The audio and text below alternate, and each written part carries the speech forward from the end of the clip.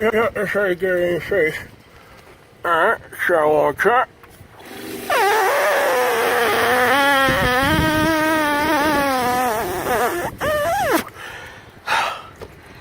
This is bad.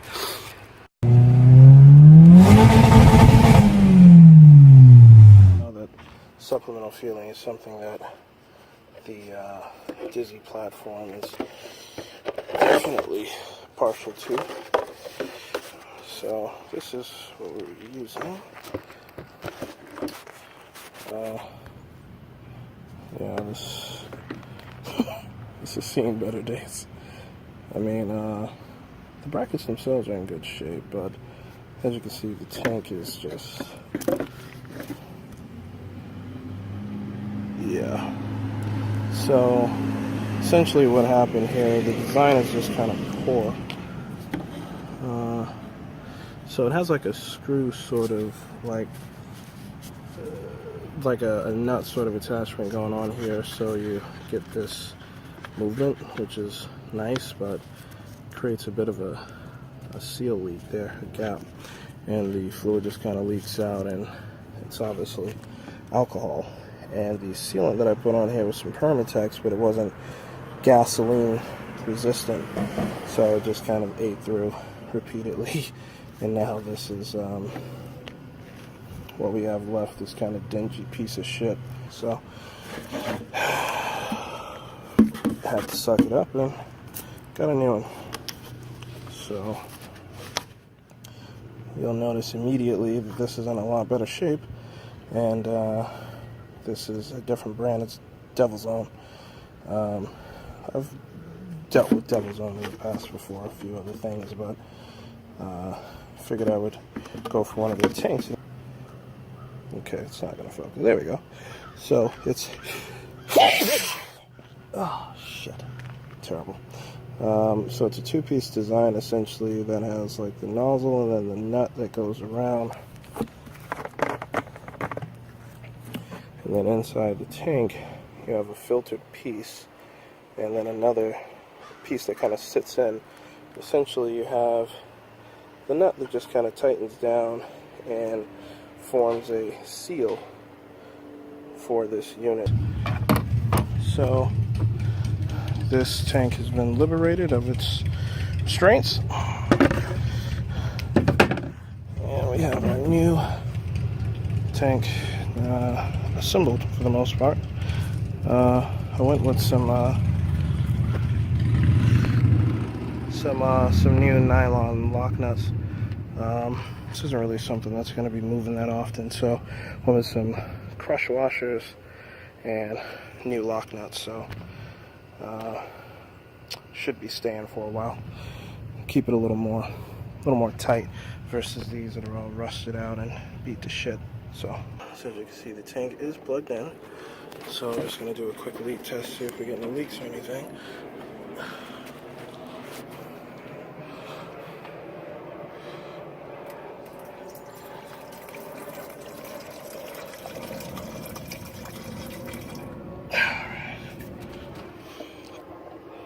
Okay, so as you can see, there is fluid in there.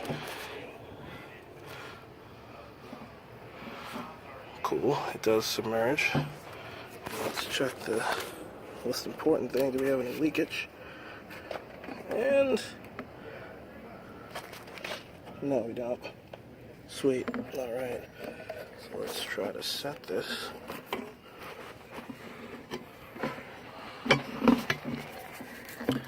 Alright, so as you can see, I got it in position. Screw right there. And then a concoction of bolts right there. And let's see if we got any leakage.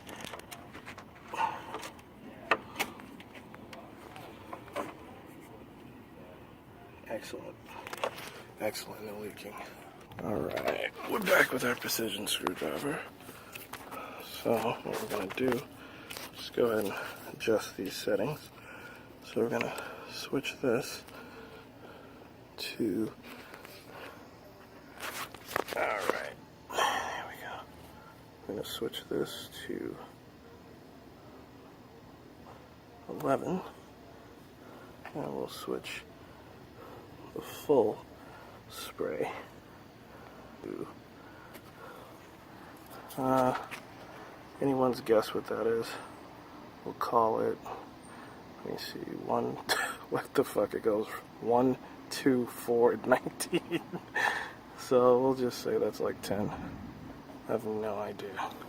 Ideally it should be spraying at 10 and then all the way up until red line. Right now this tune is about 24, 25 pounds, so should be spraying fairly early. Alright, so we're going to do a quick check, make sure that it sprays. Pretty simple test. So basically what we're going to do is turn this all the way down and make sure that the connection is secure in the tank, which it is. And the tank obviously has fluid in it. So if you notice, I've removed the bung from the cold side of the intercooler piping because I don't want to hydrolock my motor. So that would look stupid. And what we have to do is the vacuum tee that goes in from your intake manifold and your bypass valve. We take the end that feeds the signal to the controller and we do it the old-fashioned way. You blow into it. Alright, so see if I can use and here this spray.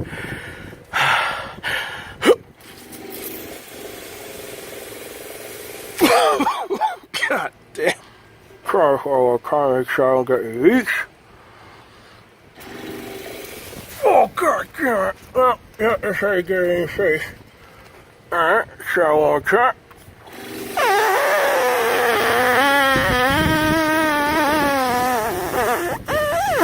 Alright, so make sure I get a good, I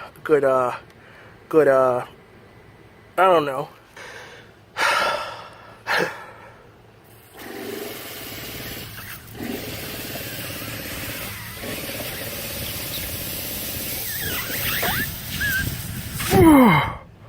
Holy shit. Alright, so it does seem like this is getting a signal, so now what I'm doing is checking for leaks. Where is water escaping, if it's escaping? And right now, the main three places that it could escape are the three places that it's most likely to.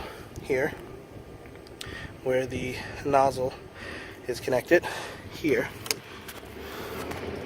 where the pump, well, that side there's never leaked, so I don't think it's ever going to leak. So you have the other side of the pump. It's kind of difficult to see, and then obviously the tank itself. So those are the three places that it could potentially leak from. That's where I'm looking for leaks. Alright, I don't think it's leaking, but it does look like the flow could be potentially constricted because of the angle. If you see, there's a little indentation on the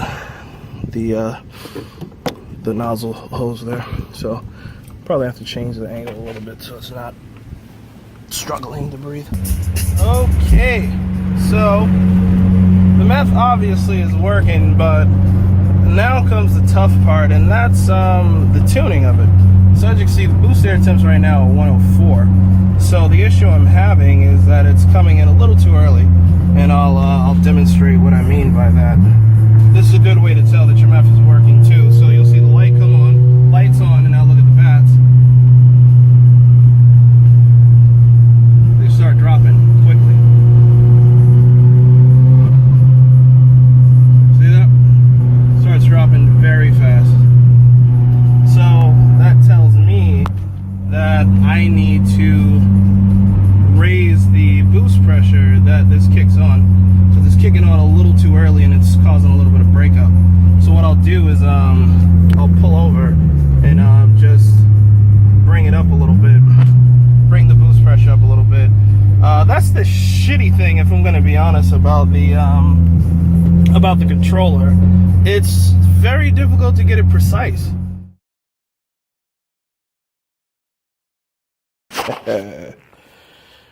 Back at it again. Back at it again.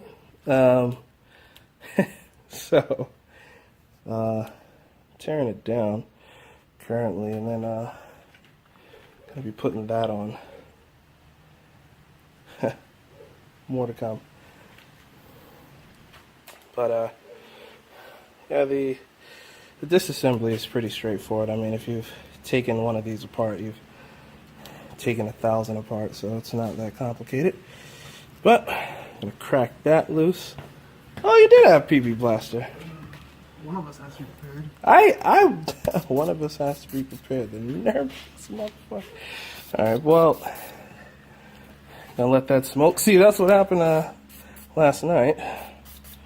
But And you hit all these too? I may not have hit the manifold. I'm just gonna be the turbo's gonna be the toughest thing to get off. Say that now. Did you like me to you like a paper towel?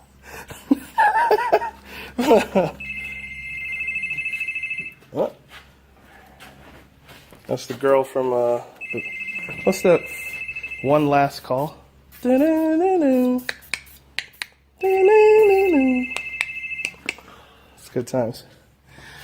Alright, but for those of you that are doing manifolds, you want to make sure that you PB blast the bolts on the on the manifold, because yeah, the manifold and the turbo, those definitely PB blast those, because they're gonna probably rust up and stick. So life sucks. And if you have it, use a half inch ratchet. I'm gonna do a quick check-in. Where we're at. So good thing to keep in mind is that this metal cowl actually comes out. It is right there, and it's held on with not a lot of bolts. There's two right there, which are right by your suspension adjustments. If you have coilovers, there's two right there, and then you have one there, another one there, another one there, another one there, another one there, and then you have the bracket itself, which is held on in the middle, like similar to that, something like that. But if you move that out the way, you end up with a lot of working area. So, I mean, this is probably the easiest way if you're going to leave the turbo on and take the manifold off at the same time. This is probably the easiest way to do it. It's not that tough.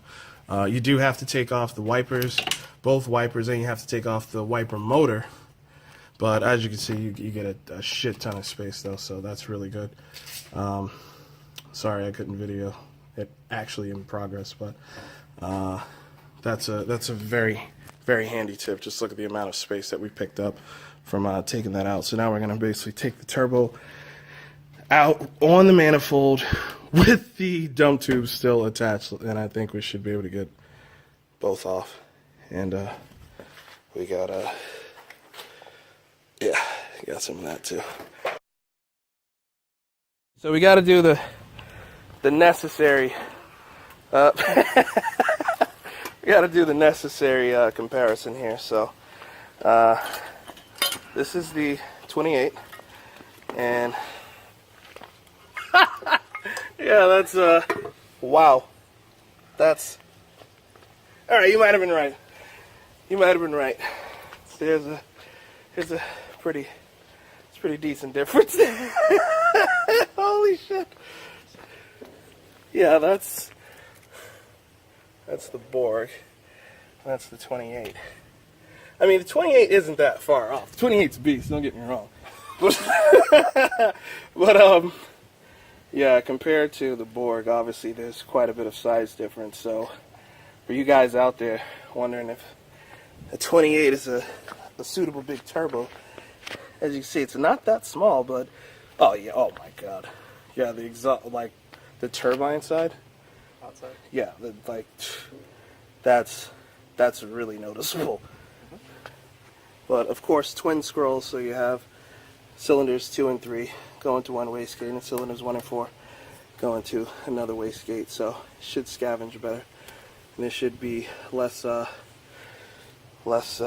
pulsation. So should be a little bit better response. But this is the dock race unit, which looks amazing because this was custom welded. It has an F41 wastegate if anybody wants it. Supposed to be a guy that's interested, but we don't know. But now this will be going in place of that. Even the runners, what's the diameter on the runner? Big. Yeah, like, oh wow. Wow. Are you serious?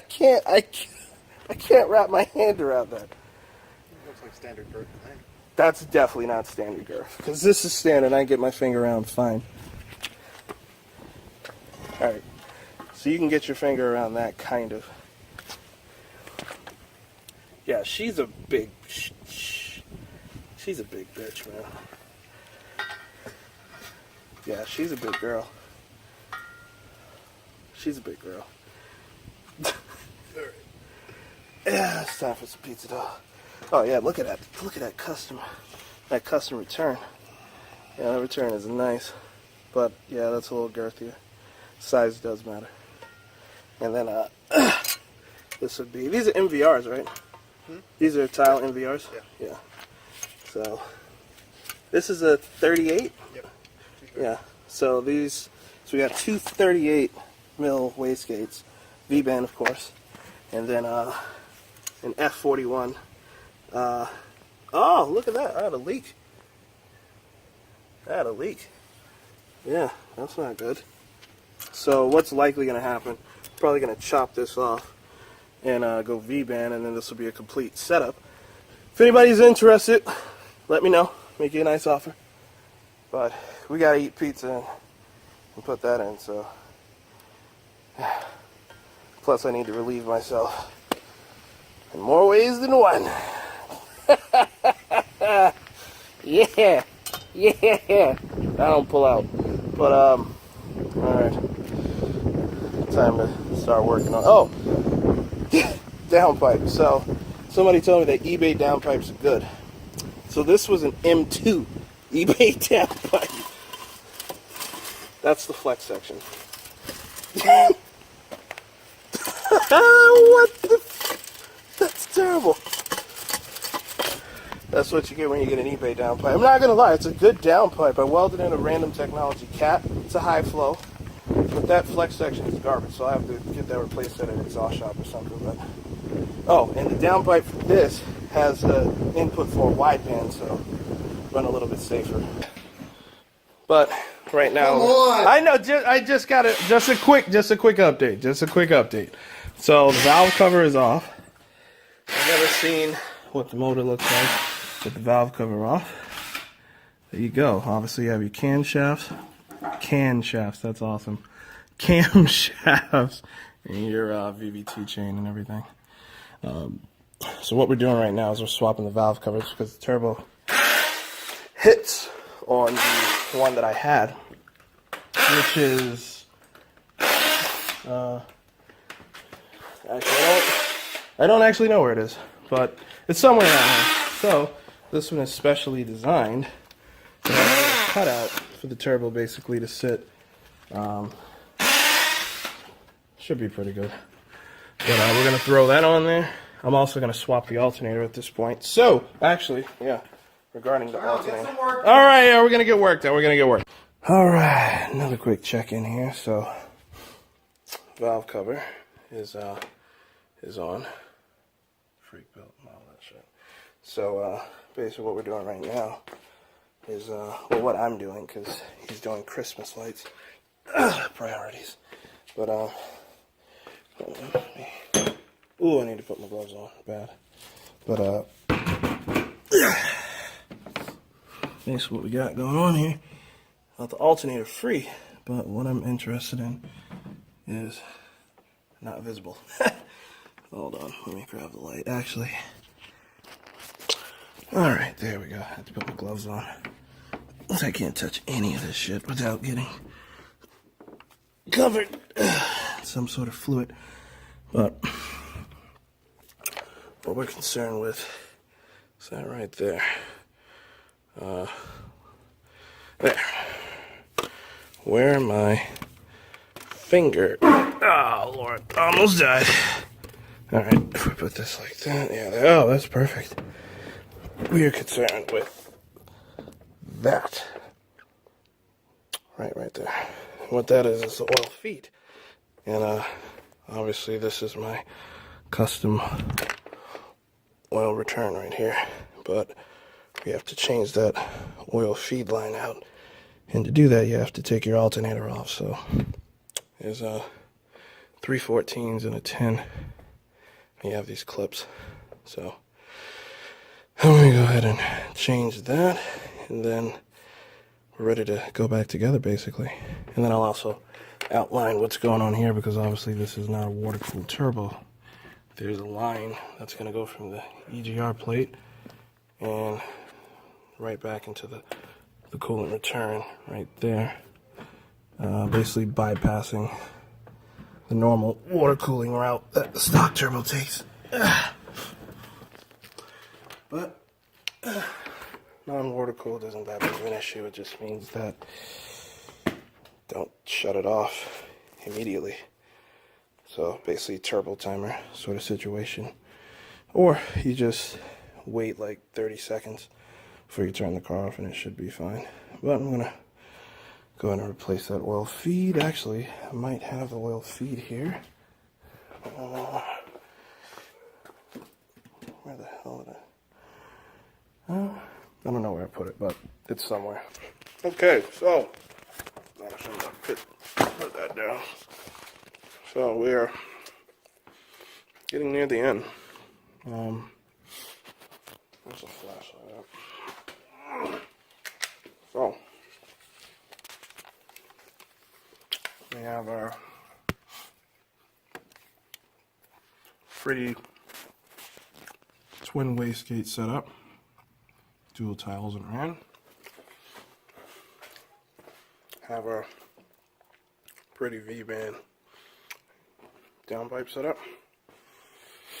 Now it's just routing all of this, so mainly this is just boost controller, battery, that sort of thing. On an intake, gonna route like that. Basically something like that. So after finish working on this, and be done soon. And we'll see. Oh, it's gonna need to get cleaned bad, but it's functional. What is up? I know it's dark, but you know, we work with what we got. And it's cold, but I just figured I would give a quick background on why we went with the board. So I don't know if a lot of people know, but I actually started with the 3. The 3 was fine. You know, I had a little bit of success with it. You know, put some bolt-ons on basic things. You know, intake, exhaust, that sort of thing. Nothing crazy. And it made decent power, but it was a limit. You know, there was some. It definitely struggled from some technical issues, which I don't actually know where they arose. But all I know is that I bought the car with 3 miles on it. You know, I was actually probably the first guy in New England that had a speed 3. I'm gonna claim that, because the minute that car came out, I had to take a ride out to Norwood. I forget the name of the dealership, but I had to take a ride out there to go pick it up. And you know, I was like, I don't really care about so much the history of like the Gen 1 and everything, or the Speed 6 and all of that. I just want to have a Speed, and I want the newest one out. So I went and got the 3. But my 3 had some technical issues, like I said. So you know, my buddy, he had a Speed 2. Well, actually, he had a Gen 1 before he got the poo, and he only got the poo because I had a poo. So basically, what happened in terms of why I got rid of it, we went to this Bayside Expo Center, show, and he was behind me in a tunnel, and you know, he wanted to run forever, you know, because he just got his poo. And, you know, I had a poo and I had work done, and he's like, oh, okay, so let's run. And I'm like, nah, I don't want to run. You know, I'm fine. You know, right now we're just trying to get the car dialed in. You know, I'm not really interested in like running on the street or anything. But he, you know, he kept pushing. And we were coming out of a tunnel, and I was in front of him, you know, and he's like just sitting on my ass. So, you know, so I dropped down maybe like third or something, you know, thought I would kind of take off. And keep in mind, he has a full car at this point. You know, it's him, his wife, his brother, and his cousin. It's a full car, and it's just me in my poo. So I'm like, yeah, this isn't even a race. Well, I'm even gonna bother. But, you know, like I said, I dropped down, took off, and I did not take off. He like stayed right with me, and, you know, I'm like, okay, you know, what the fuck was that about? So I said, all right, now we got to do a real run. So we lined up. I'll never forget it. We lined up. I was on the right, he was on the left, and you know, did the 3 honks and everything. And sure enough, like maybe around like mid to top of 3rd gear, he starts moving on me, and I'm like, nah, that can't happen. Like, nah, that can't happen. So at this point, I hate the car, and I think all it was is really it just needed fuel pump internals. But I mean, I have a test pipe, intake, bypass valve, basic OTS map from the AP. You know, I'm supposed to pull, and I didn't pull, so I got kind of frustrated. And then the car was kind of a lemon, so I had trouble with like my 5th gear and shit. So I ended up trading the car in. But funny enough, a lot of people, you know, have heard of like Freak Tune, of course. That's actually one of the ways that I met him. We went to a dyno day. So, you know, we took all the 3s to the dyno day. And I didn't know Justin at the time, but, you know, we all took our cars there, and Justin was there, and he was kind of playing around with some maps and whatnot to see like what the car can do. So we all dynoed. I think I made like 255. Justin also made 255. And then my buddy, his speed actually made like 270. And keep in mind, I have more shit done, so this is completely unacceptable at this point. But that's why I got like introduced to Justin, and at the time, like, well, shit, his map made the same thing my map made, so, you know, I guess, you know, maybe keep at it, and eventually you'll actually make some power or something. But from there, I didn't know that I was going to be the first Speed 6 to tune. So, long story short, I had like 5th gear trouble with the car, and the dealer says, well, you're going to need a new transmission. I'm like, are you like, I'm not getting a new transmission. I bought this car with like 3 miles. You know, fuck out of here, figure that out. So I ended up bringing it up, and then I traded it for the 6. And my buddy with that red Speed, he knows who he is. His channel's up, Slow ST. You know, I'll shout him out. But I proceeded to take a lot of ass whoopings. You know, that Speed, you know, it kicked the shit out of me quite often.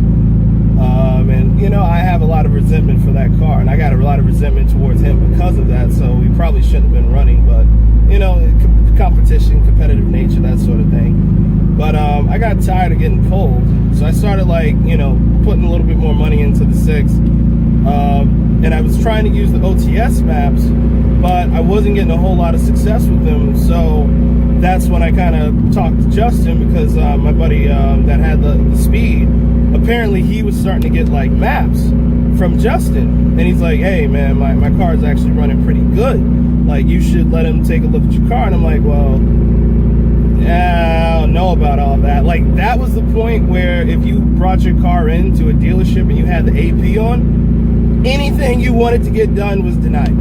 It's like, oh, well, you know, the dealership that I went to, and I'm not going to call them out, the dealership I went to tried to blame the transmission issues on the AP. Put it into perspective. So you know, I didn't really want to do it, but at the same time, the car was running like shit. So I'm like, all right, well, somebody's got to be the first. So this car was actually the first Speed 6 to get tuned. So we did some maps, you know, start making some pretty good power. Went to a dyno day. I think we made like 264 and like 307 or something torque. I mean, it was really torquey. So I'm like, yeah, damn, she's running good. She's running real good. I like it. And you know, I started to get to know Justin, and you know, met his wife and his family and everything. I actually like his dog. Like, I think the dog's name was Coco. It was like a Pomeranian or like a Chihuahua. No, it was a Chihuahua. It was a Chihuahua. You know, and that's when I started to get to know him. And I kind of kicked myself in the ass because he was still like learning how to tune at that point. And he had actually told me like, hey, you know, if you want to like learn how to tune or you want to learn how to use ATR, just come out to my house and we'll, you know, I'll teach you how to do it. And in hindsight, I kind of wish I did that because my life would probably be even more different than it is now. But I didn't, so whatever. But you know, I kept getting pulled. You know, everything that I did, you know, downpipe, intake, exhaust, you know, internals, you know, E85. I keep getting pulled. So I'm like, you know what? And then he was actually starting to be a dick about it, my buddy. So what does he do? You know, we race so often that now he's like mocking me in a way. So he'll let me like start pulling a little bit. And then he'll like say like, oh yeah, you almost beat me that time. And then I talked to his wife and she's like, no, you know, he was kind of letting you go. And I'm like, you fucking serious? Like, why? So then I kind of got pissed because now I felt like it's like, you know, it was like an attack on my pride. So I say, all right, I didn't wanna, but one of the OGs in the 6 community, this guy named Ben, Blockhead, he makes the pods, the gauge pods. Ben set up, he had a 6 and he, you know, decided that he was gonna get rid of the 6. And his, you know, he had the 28. And I'm like, well, I don't really know anything about big turbos or anything. I didn't even know a 28 was a big turbo or not. So I'm like, well, shit, I just want to beat him, that's all. So I'm like, well, all right, bet, I'll take it. So we made a deal. I took the 28. It took me about 2 weeks to put it in because it was my first big turbo install, so I was missing a lot of parts, didn't really know what I was doing. But it eventually got in. The car ran very, very good, and obviously it ended up setting the record, which I believe still stands for 28 on a 6, which was at 380 wheel. And honestly, it definitely could have gone higher, but the motor wasn't built, and I was running out of fuel. Like, I don't mean like when I say I'm running out of fuel, I wasn't like out of fuel like in the tank. Like, my injectors were over 100%. I think it was like 111%. So I didn't have any fuel, and I was starting to get some, you know, a little bit of breakup. So we figured, yeah, let's just call it a day at 380. But I wish I had gone further because it would have broke 400. The setup flowed really good. In any event, I obviously ended up running my buddy in that speed again, and needless to say, I got in that ass. So, you know, and that was kind of like the point where I was like, damn, you know, I've arrived. You know, I feel like I've arrived. I feel like I've made it now.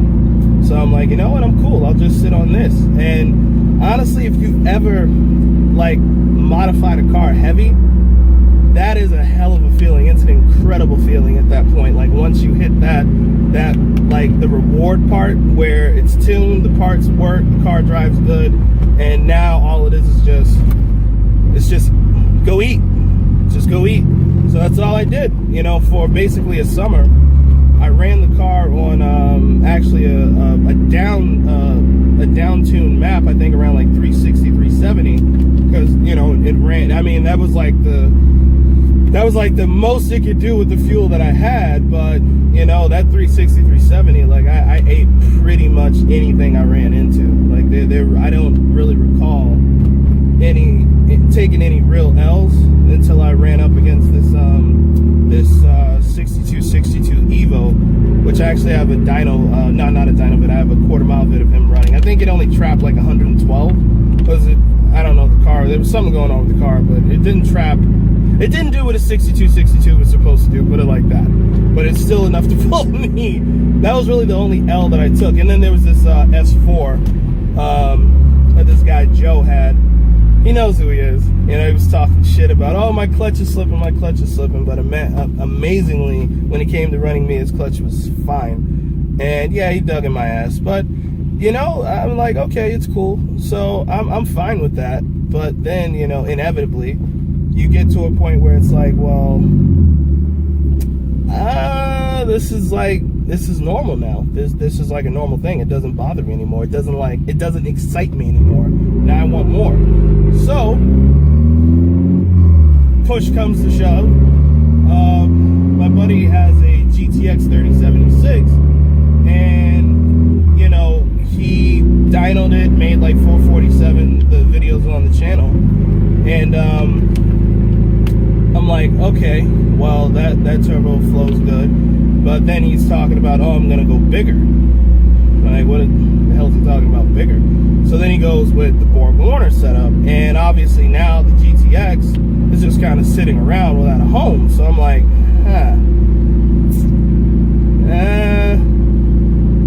yeah, let's do it.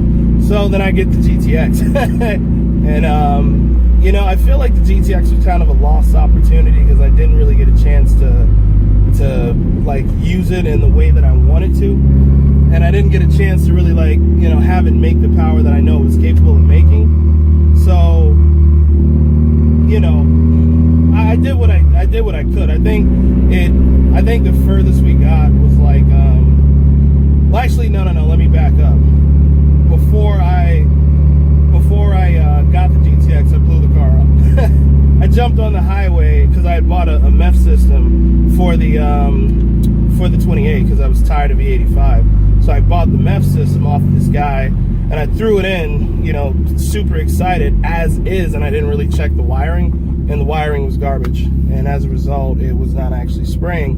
And I had Justin bump the map to like 397. It was like 397 wheel, and I blew it up. The MEF wasn't spraying. I'm like, God damn.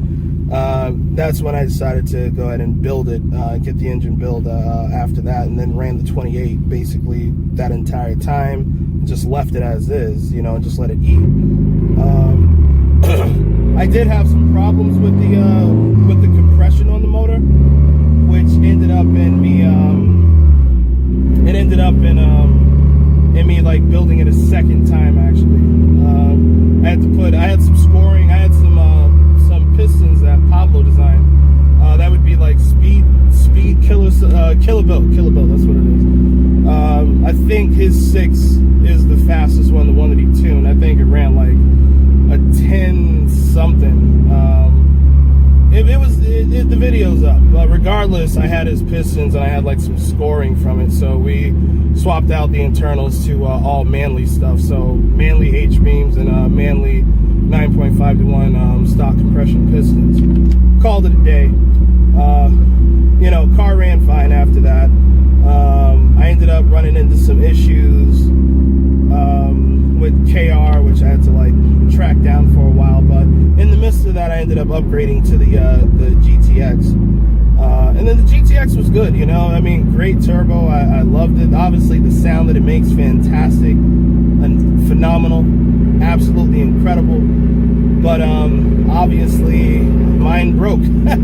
I don't actually know why I still haven't sent it off because, you know, I've been busy, you know, I've had a lot of other things going on. You know, I've been working on different business opportunities. I've been, you know, trying to start my own company, getting different things going, which I've been pretty successful with. I ended up with freaking fiance, trying to make a baby, all sorts of different things going on. So, you know, I just figured, well, you know, the car is running, so I'll just take the GTX off, throw the 28 back on, and just call it a day. Like, why do I need to go even further? But we obviously know how that worked out. So speed ends up talking to you, and I get a text randomly one morning that the black car, which made 531 with the Borg Warner turbo, you know, he's been having issues with it for a while. And, you know, even when I've been doing different things on this car, you know, his car will be like sitting in the driveway. And, you know, he eventually says, well, I'm done. I'm done at this point. I've had enough. So, pardon out. You know, let me know what you want. You can have it. So, you know, obviously the big question was, okay, well, what are we going to do with the turbo and, you know, all those things? And I felt like it would just be right if I was to take it. Mainly because there's so much history in this car. There's so many speeds that have come and gone, and I've taken pieces off that car, and they've, you know, obviously they're on this car now. So, you know, all sorts of different people that had a speed, I have some piece of it. So I feel like this is like the Nader New England car that, you know, I came in the game early and I stuck with it the whole way through, and now I have a little piece of Nader in the car. So I figure there's so much history with that black car, and, you know, the runs that we've done, which they're on the channel, and the dyno vids, and I mean, so much history in that car. You know, it hurt like hell to see it go, and it still hurts to see it go. So I said, no, I can't just let some random dude just take the setup and then it goes and then we never see it or hear from it again. So I said, no, I'm gonna go ahead and grab it. So at this point, the goal really isn't to break any records or anything. It's more about just reaching a state of completion where, like, the motor is basically over-engineered at this point. There's way more potential than I'm willing to push it. So, you know, I like that. I like having that peace of mind to say that, well, I know that I don't have to worry about anything breaking or blowing up, you know. And plus, it looks ballers. you know, it does look quite baller. So that obviously makes me very happy that I finally get a little bit of the bling sort of factor, which is really interesting. You know, it's really interesting to you know, to kind of open the hood and kind of like look at people's faces. So that's been a lot of fun. But I also feel like my goal should be finally getting this project completed. You know, the 6 has been obviously around forever, and you know, I've just kind of been like a little bit here, a little bit there, a little bit here, a little bit there. But now I feel like I want to finish it. I'm ready to finish it now. So, you know, I wanted to get the turbo set up out the way. Now I want to do some like some body work, take care of, you know, some of the rust, and, you know, like clean some things up, some detailing, that sort of thing. I want to get a real like exhaust put together. I have actually, I can't really say too much about that because it's going to be really custom, and I don't want anybody to take my idea, but I got something planned for that. And you know, the audio visual, I mean, I did an in-depth video in that. So the car is, you know, very complete overall, which, you know, that's the thing I'm looking at, that I just want to be as close to done as possible so I can focus on my house and focus on everything else I got going on. So that was kind of why we went with the Borg. Interestingly enough, obviously the dock race setup is available, and the GTX is available if dead. So if anybody's interested in those, you know, make me an offer or something. But for right now, just wanted to give like a quick background on that. Open downpipe is ridiculous, by the way. Actually, I'm going to roll on real quick.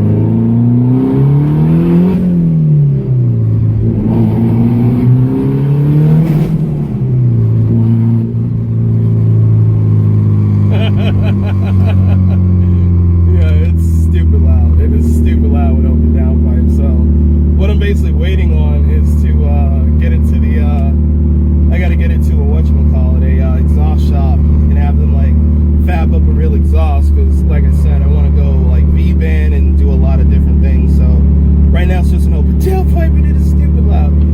I got to get a few more revisions to dial in the tune and everything, but you know, I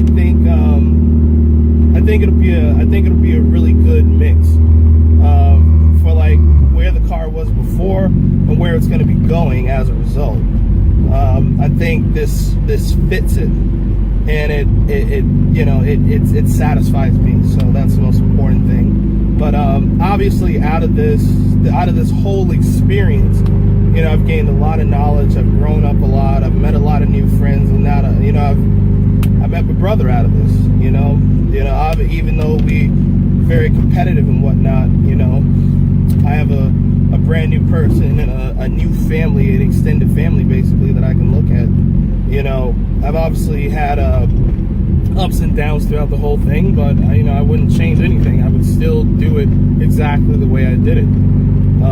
You know, it's always interesting when you meet different people that you share like a common interest in, you know, or you share like a common theme. So it's not like your family or you went to school or anything. It's just like you like what I'm into, so now we're friends, that sort of thing. I mean, and you build some really powerful relationships out of it. I did just want to quickly address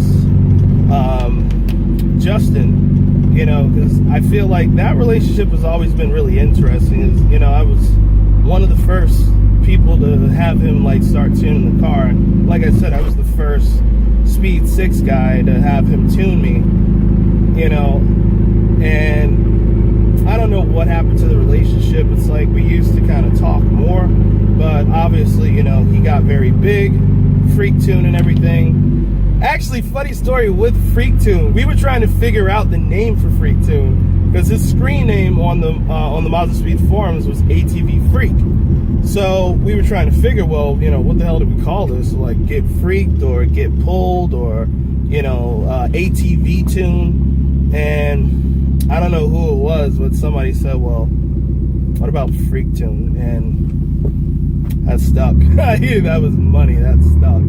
But, you know, I feel like there's been times that, you know, it's been frustrating for both of us because the car has been a pain in the ass, and he'll get aggravated, and then I'll get aggravated because, you know, I reach out to him and I might not hear back from him for a while, and then I have to think of like, well, fuck, is he interested in the car? Is he trying to get it done? I don't know. And then, you know, when I do eventually get in contact with him, he always has a great disposition. I don't really have any problems with him, you know. Obviously, there's a lot of people that have had problems with Killer Bill, and there's a lot of horror stories with that, but, you know, I can't say the same for Freak Build. I don't, you know, my motor is Freak Build. I haven't really had any issues there, you know, and I've been hearing, you know, some things, you know, some things like kind of grumbling and whatnot about Justin, you know, and I think he's a good dude. I think he's just like, you know, because you have 1,000 people coming at you with 1,000 different questions, it's just realistically not going to be possible to reach out to everybody. You know, it's just really not going to be that possible. So, you know, I think at the end of the day, even though we've had our differences, you know, I can say that, you know, he's still a friend. Even if he doesn't get back to me like all the time. But most recently I actually called him and he actually picked up, so that was nice. But I think there's a lot of potential, a lot of different history that this car is gonna probably end up making with or without my consent, because I know how he is. The fact that the setup has so much potential, I can already see him just kind of looking at it like, you know, like chomping at the bit, like, hey, well, let's make some power. I mean, let's put a Speed 6 on the map here, you know, from the freak category, and get a good pass and all that sort of thing. So, you know, should be fun. Should definitely be a lot of fun. But just wanted to give a quick background on my story and where we're at and why I went with the Borg, and, you know, what the plans are. So obviously, as things come together, you know, we'll figure out more and more of the details. But just wanted to kind of put people into the fold, so to speak, in terms of what I'm doing. Just gonna have a little more open downpipe though.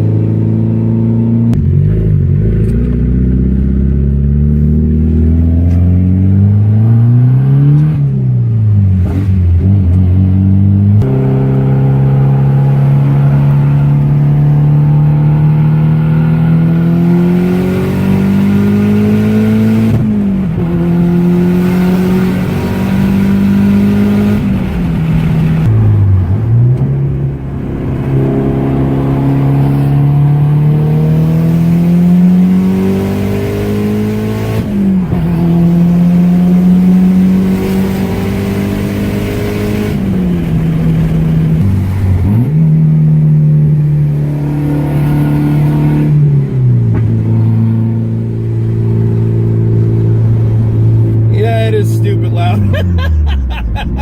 It is so stupid loud.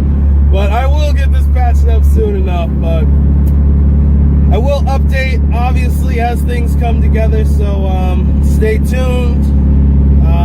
You know, obviously, I haven't released a whole lot of videos, but I've been like putting a lot of other things together. So, you know, give me some time, and I'll get everything edited up and put up, and you know, I'll get peeps informed. So hopefully I'll be able to post something soon, assuming that everything goes as planned. So this is Darnell signing out. Take it easy. Peace, love, chicken grease, all that things. Merry Christmas.